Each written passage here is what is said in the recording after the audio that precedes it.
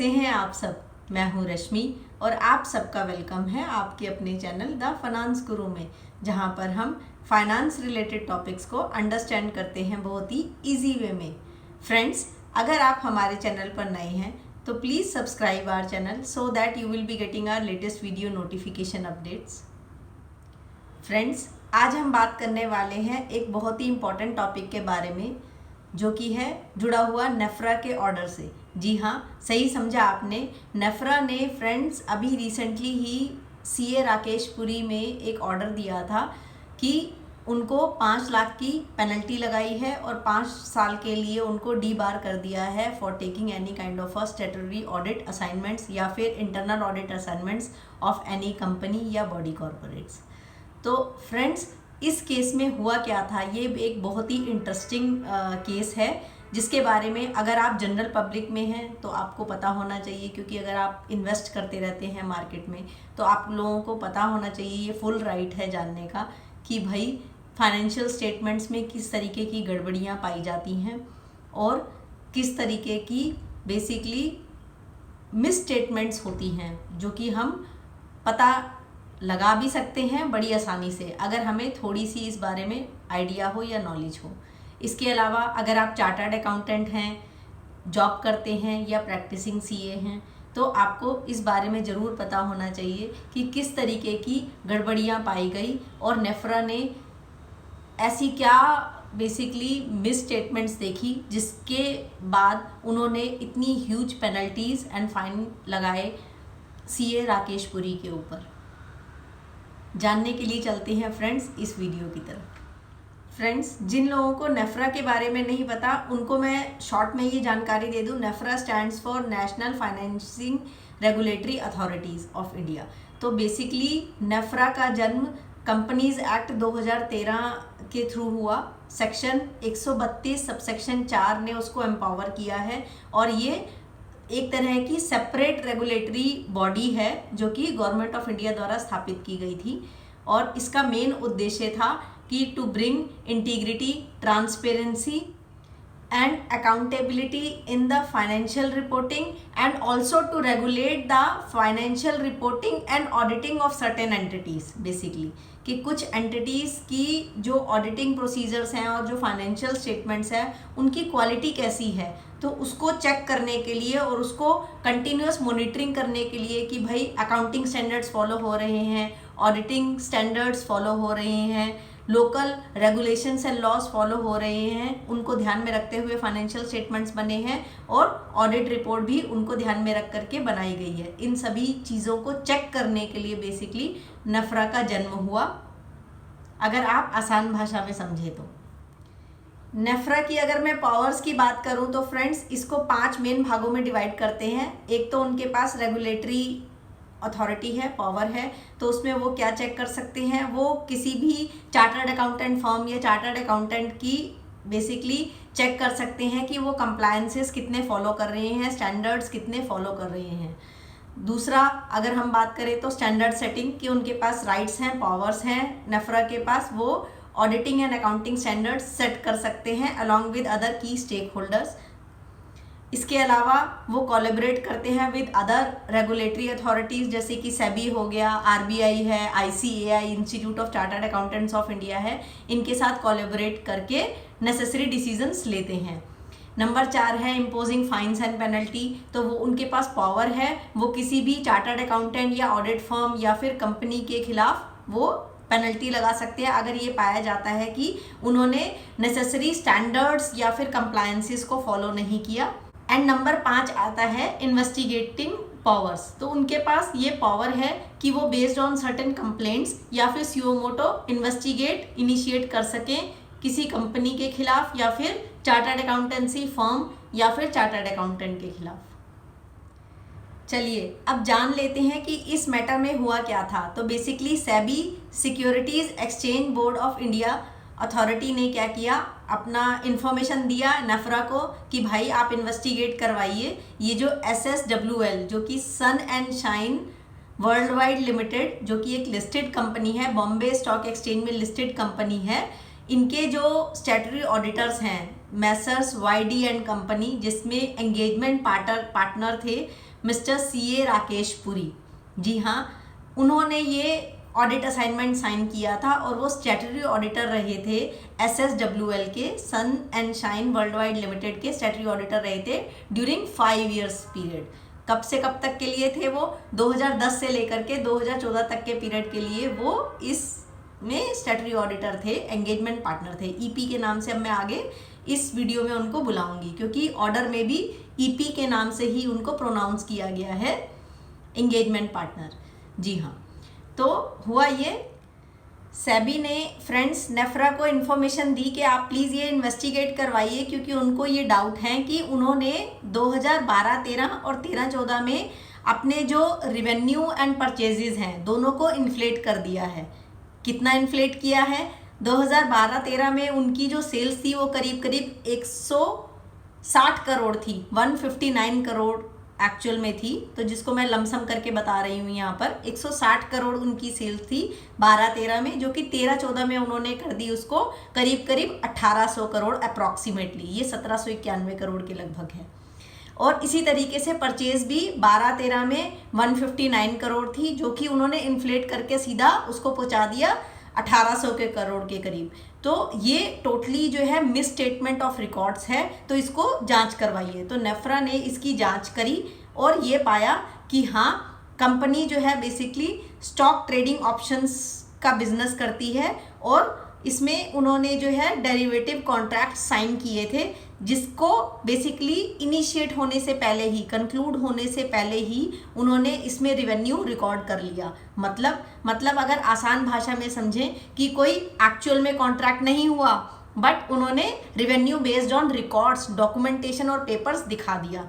जैसे कि for example, अगर मैं एक लेमैन की तरह इसको समझेंगे कि अगर मैं आज कॉन्ट्रैक्ट करती हूँ कि भाई मैं 5 साल के अंदर अंदर ये स्टील जो है परचेज कर लूँगा, और वो करीब करीब 1000 करोड़ का बेसिकली कॉन्ट्रैक्ट रहने वाला है, और ये परचेज जो है आगे मैं सेल का कॉन्ट्रैक्ट उठा लेता हूँ कि मैं 5 साल के बाद मैं इस स्टील को जो है 2000 करोड़ में बेचूंगा। तो एक्चुअल में ना स्टील मैंने खरीदा और ना स्टील मैंने बेचा, बट मैंने अपने फाइनेंशियल्स में उसकी रेवेन्यू एंड परचेजेस दोनों रिकॉर्ड कर लिए, जो कि ओवर स्टेटमेंट ऑफ बेसिकली मेरे फाइनेंशियल्स हो गए, जिसमें मैंने रेवेन्यू भी बुक कर लिया एडिशनल और परचेजेस भी एडिशनल बुक कर लिया।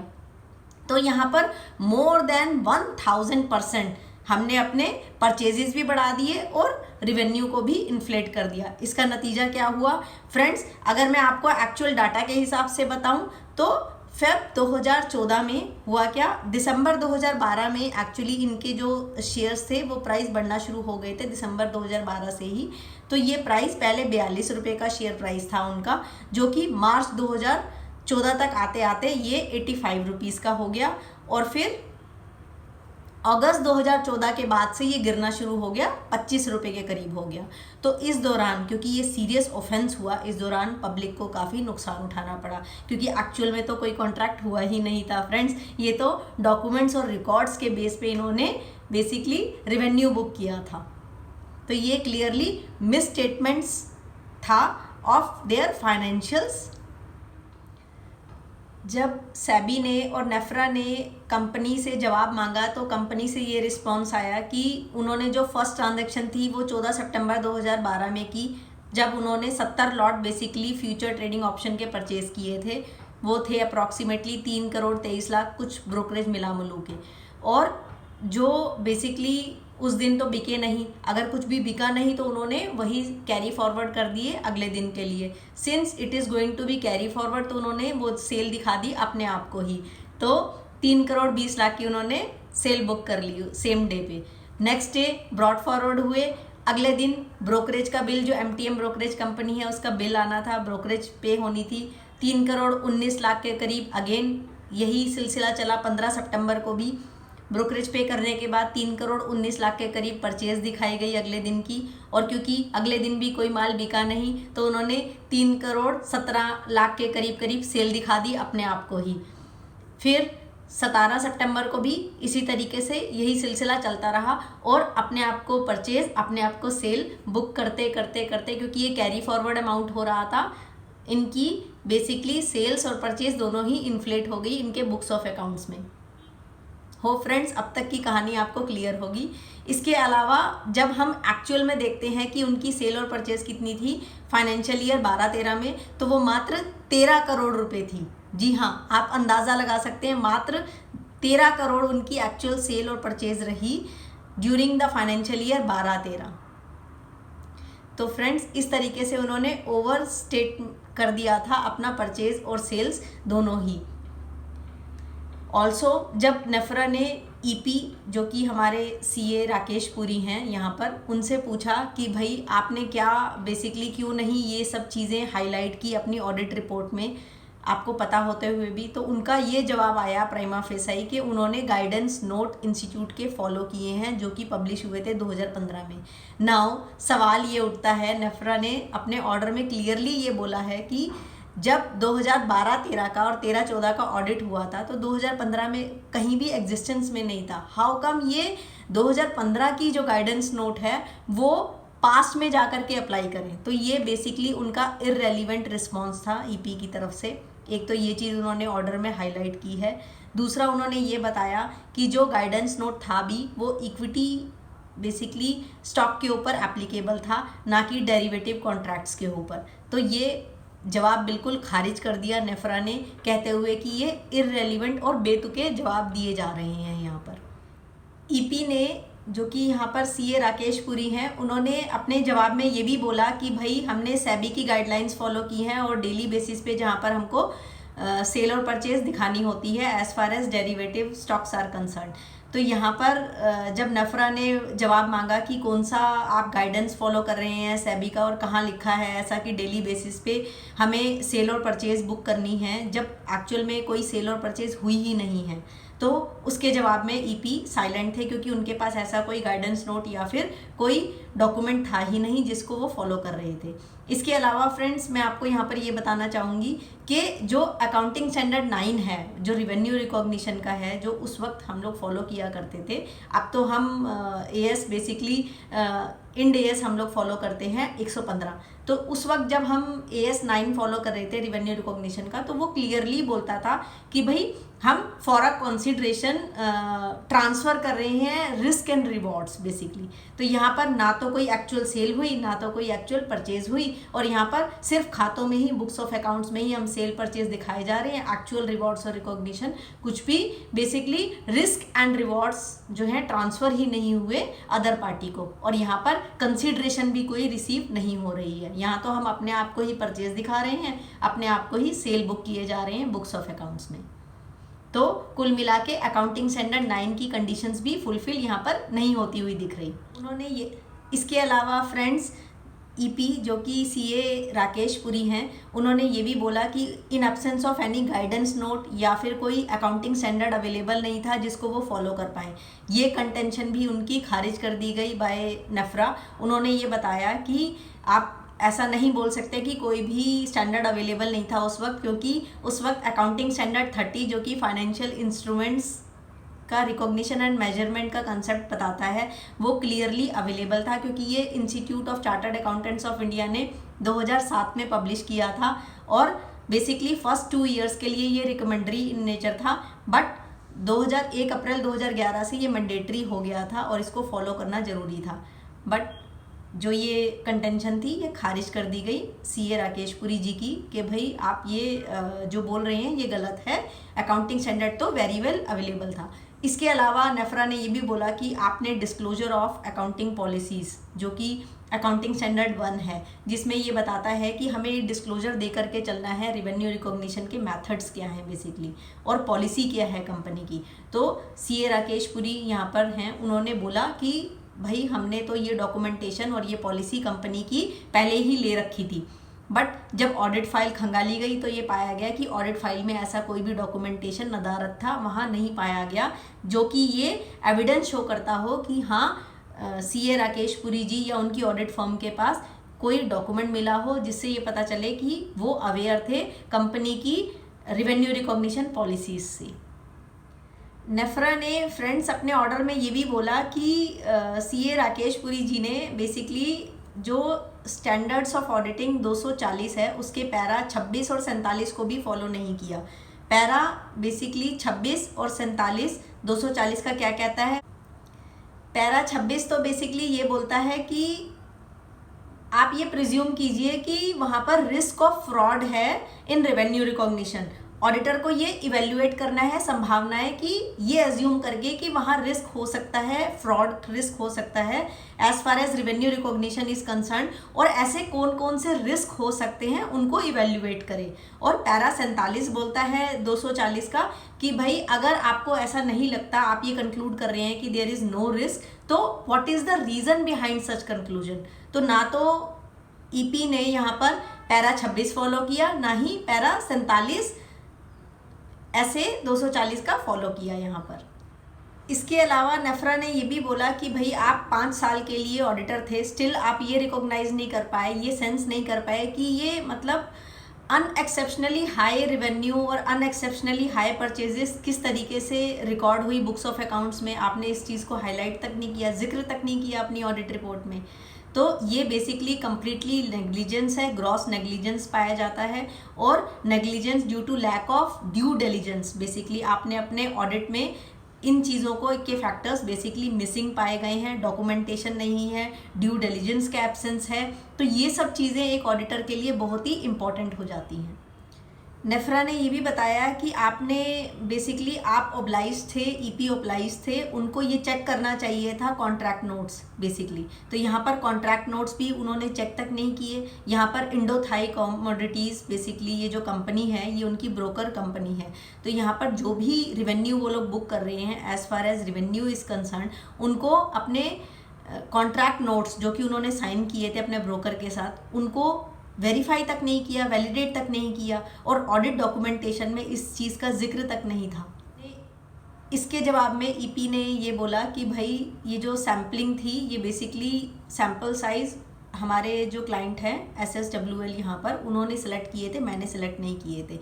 तो नेफ्रा का ये जवाब आया कि आपने पैरा 7 और पैरा 8 जो कि SA 530 है उसको आपने ब्रीच किया है, आपने फॉलो नहीं किया। अब पैरा 7 और 8 आप लोगों को पता होना चाहिए फ्रेंड्स, ये बहुत ही इंपॉर्टेंट पैराग्राफ्स हैं। यहाँ पर ये बात की जाती है पैरा 7 में कि ऑडिटर को अपना इनफ सैंपल साइज सिलेक्शन करना चाहिए और उसको डॉक्यूमेंट करना चाहिए कि बेसिस ऑफ सैंपल साइज क्या है, so that reduce risk basically, ताकि रिड्यूस हो सके risk of frauds basically to an acceptable level. लिखा है लैंग्वेज में कि acceptable level of low risk. तो पैरा 7 ये बात करता है, और पैरा 8 जो है वो ये बताता है कि आप जो सैंपल सेलेक्ट कर रहे हैं बेसिकली वो इंश्योर करना चाहिए कि each sample unit of a population size में से ले रही हैं। ये नहीं है कि आपने एट रैंडम एक ही पॉपुलेशन साइज में से उठा लिए। तो डिफाइन कीजिए हर एक कैटेगरी ऑफ पॉपुलेशन और उसमें से ईच सैंपल सेलेक्ट करते जाइए। ऐसा नहीं है कि आप किसी एक कैटेगरी में से उठा रही हैं, इस तरीके से बिल्कुल भी नहीं करना है। ये बिल्कुल डिफाइन कर रखा है हमारे स्टैंडर्ड्स ऑफ ऑडिटिंग जो 530 बोलता है पैरा 7 और पैरा 8 के जरिए। तो यहाँ पर बिल्कुल ब्रीच किया गया और इसको फॉलो ही नहीं किया गया, और ऑडिट डॉक्यूमेंटेशन में इस तरीके की कोई भी डॉक्यूमेंटेशन नदारत थी वहाँ नहीं पाई गई।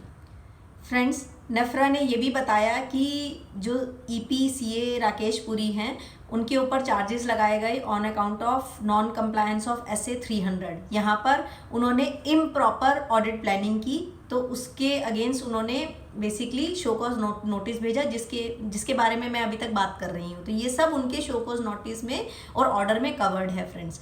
तो यहाँ पर पैरा 3, पैरा 7 और पैरा 11 ये तीनों जो है SA 300 के बोलते हैं अबाउट ऑडिट प्लानिंग से रिलेटेड, कि ऑडिटर को प्लान करना चाहिए अपना ऑडिट प्रॉपरली, सो दैट कि ऑडिट जो है इफेक्टिवली निकल करके आए, और ये डॉक्यूमेंट करना चाहिए। पैरा 7 बोलता है कि उनको जो स्ट्रेटजी है ऑडिट की, कि टाइमिंग क्या है, एक्सटेंट क्या है ऑफ द ऑडिट प्रोसीजर जो कि उनको परफॉर्म करने हैं, वो सब वो डॉक्यूमेंट करते हुए चलेंगे अपने ऑडिट डॉक्यूमेंटेशन वर्किंग पेपर्स में। और पैरा 11 ऑफ SA 300 फ्रेंड्स बोलता है नॉट ओनली उनको ऑडिट प्लान डॉक्यूमेंट करते हुए चलना है, बट सिग्निफिकेंट जो चेंजेस हुए हैं afterwards in the scope of engagement, जो ऑडिट एंगेजमेंट लेटर में कुछ भी चेंजेस होता है आफ्टरवर्ड्स, उसको भी प्रॉपरली डॉक्यूमेंट करते हुए चलना है। तो ऐसा कुछ भी ऑडिट डॉक्यूमेंटेशन में बिल्कुल भी नहीं मिला उनको। ये सब मैं बड़ी डिटेल में इसलिए बात कर रही हूँ क्योंकि you and me as a auditor हम सबको पता होना चाहिए कि बेसिकली हम लोग अगर किसी क्लाइंट का असाइनमेंट साइन करते हैं एज अ ऑडिटर तो हमको पता होना चाहिए कि हमें क्या क्या चीज़ें ध्यान में रखनी है। इसके अलावा नेफ्रा ने बोला कि अकाउंटिंग जो स्टैंडर्ड ऑफ ऑडिटिंग है 315 उसका पैरा 11 भी ब्रीच किया है ईपी ने यहाँ पर, क्योंकि पैरा 11 बोलता है कि आपको नेचर ऑफ बेसिकली जो क्लाइंट्स बिजनेस है उसकी जानकारी होनी चाहिए at a macro level and also at a entity level. तो मैक्रो लेवल में आ जाता है कि आपको उनकी बेसिकली किस टाइप की इंडस्ट्री है उसकी नॉलेज अंडरस्टैंडिंग होनी चाहिए, किस तरीके का रेगुलेटरी स्ट्रक्चर है उसकी नॉलेज होनी चाहिए। तो ये एट अ मैक्रो लेवल की बातें कही गई हैं वहाँ पर। और अगर हम बात करें एंटिटी लेवल पे, तो एंटिटी लेवल पे बात करते हैं कि उनके ओनरशिप कौन है, शेयर होल्डर्स कौन है, गवर्नेंस क्या है, कैसी है, उनका बेसिकली फाइनेंशियल रिपोर्टिंग फ्रेमवर्क कैसा है, कैपिटल स्ट्रक्चर कैसी है, ये सब रिपोर्टिंग एंटिटी लेवल की बातें हैं। तो इन सब के बारे में उनको सफिशिएंट नॉलेज होनी चाहिए। नेचर ऑफ बिजनेस क्या है, क्या प्रोडक्ट है, किस तरीके की सेलिंग होती है, रिवेन्यू रिकॉग्निशन पॉलिसीज़ क्या हैं, अदर पॉलिसीज़ कंपनी में क्या फॉलो होती हैं, ये सब रिपोर्टिंग एंटिटी लेवल की बातें हैं जो कि ऑडिटर को पता होनी चाहिए। और ब्रॉडली फ्रेमवर्क अगर हम बात करें तो उनके ऑडिट डॉक्यूमेंटेशन में उनकी ब्रॉड पॉलिसीज़ जो कंपनीज़ को के लिए एप्लीकेबल हैं, रेगुलेटरी फ्रेमवर्क जो कंपनीज़ के लिए एप्लीकेबल हैं, वो लगे होने चाहिए। बट ये सब चीज़ें मिसिंग पाई गई। फ्रेंड्स, नेफ्रा ने इतनी डिटेल में चेकिंग की है, मैं आपको बता नहीं सकती। उन्होंने जब वर्क पेपर्स खंगाले तो ये पाया गया कि वर्क पेपर्स में basically cost of raw material consumed इसके फॉर्मेट्स और चेकलिस्ट लगी हुई हैं, जबकि ये प्योरली इररेलीवेंट है as far as SSWL business is concern, जो कि मैंने आपको पहले ही बताया था कि वो कॉमोडिटी कॉन्ट्रैक्ट्स बिजनेस है, बेसिकली उनका स्टॉक एंड शेयर मार्केट का बिजनेस है। तो यहाँ पर मेरे को समझ नहीं आता कि उन्होंने वर्क पेपर्स में ऐसी चेकलिस्ट क्यों लगा रखी थी जिसमें cost of raw material consumed की कैलकुलेशंस बताई गई थी। तो ये प्रॉपरली नेफ्रा की माने तो उन्होंने ऑर्डर में ये लिखा कि ये कट एंड पेस्ट करके इग्नोरेंस की गई है completely as far as the documentation is concern. ये बिल्कुल इम्प्रॉपर है और इररेलीवेंट है बाय ईपी। ऐसे बहुत सारे एग्जाम्पल्स हैं फ्रेंड्स जो कि नेफ्रा ने अपने ऑर्डर में कवर किए हैं। यहाँ पर नेफ्रा ने ये भी बोला कि failure to ensure the existence of pre conditions for audit.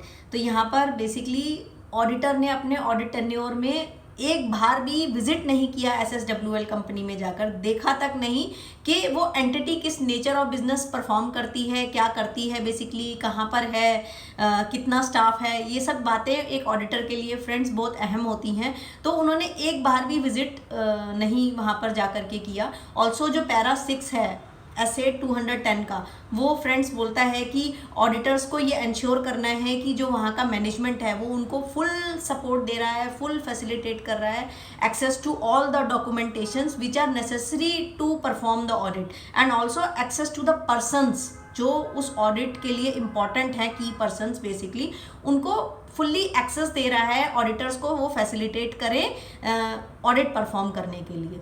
तो ये सब चीज़ें वहाँ पर मिसिंग थी फ्रेंड्स। पैरा 8 जो SA 210 का है वो क्लियरली ये बोलता है कि अगर pre conditions of audit fulfil नहीं होती, मीनिंग अगर आपको एक्सेस टू द प्रीमाइसेस नहीं दिया जाता, आपको वहाँ जाने नहीं दिया जा रहा, आपको वहाँ स्टाफ से बात नहीं करने दी जा रही, या आपको डॉक्यूमेंटेशन प्रॉपर नहीं दी जा रही है, तो आप प्लीज़ उस ऑडिट असाइनमेंट को, एंगेजमेंट को वहीं पर ही क्लोज कीजिए, उसको एक्सेप्ट मत कीजिए। तो ये क्लियरली पैरा 8 जो है SA 210 का क्लियरली डिफाइन करते हुए चलता है, जिसको आप ये नहीं कह सकते कि लैक ऑफ टाइम या फिर लैक ऑफ फैसिलिटेशन या लैक ऑफ डॉक्यूमेंटेशन, हमारी भी लिमिटेशन है, हम यहाँ ये इस तरीके से नहीं कर पाए।